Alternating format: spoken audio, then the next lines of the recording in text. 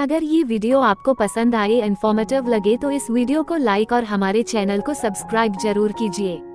अमिताभ बच्चन, जिन्हें हिंदी सिनेमा का शहंशाह कहा जाता है, ने अपने अभिनय करियर में कई ऐसी फिल्मों में काम किया है जो आज भी लोगों के दिलों में बसी हुई हैं। उनकी फैन फॉलोइंग सिर्फ भारत तक सीमित नहीं है, बल्कि पूरी दुनिया में उनके चाहने वाले हैं।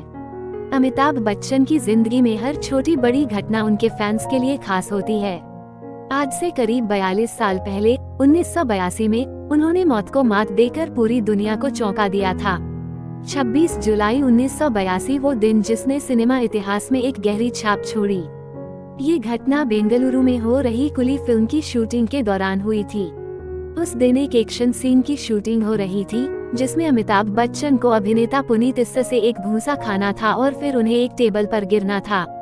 निर्माता ने सुझाव दिया कि यह जोखिम भरा सीन किसी बॉडी डबल से करवाया जाए, लेकिन अमिताभ बच्चन ने इसे खुद करने का निर्णय लिया।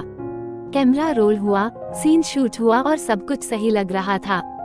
जैसे ही सीन खत्म हुआ, सेट पर तालियों की गूंज सुनाई दी, लेकिन उस तालियों के बीच कुछ अनहोनी हो चुकी थी। कुछ ही समय बाद अमिताभ बच्चन को अपने पेट में असहनीय दर्द महसूस होने लगा।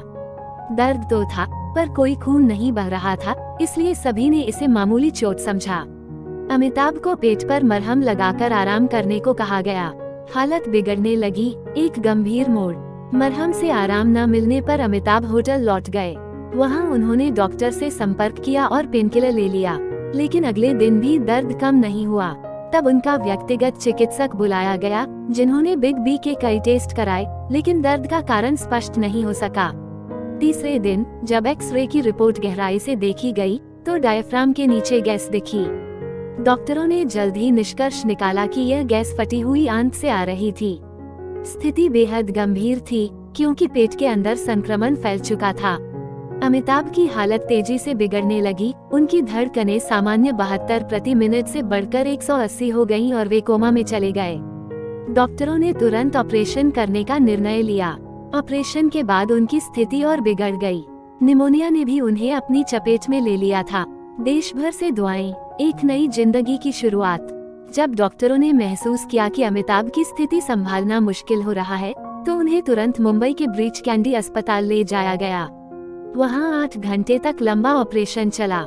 देश भर में अमिताभ के प्रशंसक, चाहे वे गांवों में हों या शहरों में, मंदिरों और मस्जिदों में उनके लिए दुआ कर रहे थे। अमिताभ के ठीक होने की खबर के बाद जैसे पूरे देश में जश्न का माहौल बन गया था। ये सिर्फ डॉक्टरों की मेहनत और फैंस की दुआएं थी, जिन्होंने अमिताभ बच्चन को मौत के मुंह से वापस खींच लाया। निष्कर्ष, एक जीवन, एक चमत्कार। अमिताभ बच्चन के इस जीवन मृत्यु के संघर्ष की कहानी आज भी बॉलीवुड इतिहास के सबसे बड़े हादसों में से एक मानी जाती है।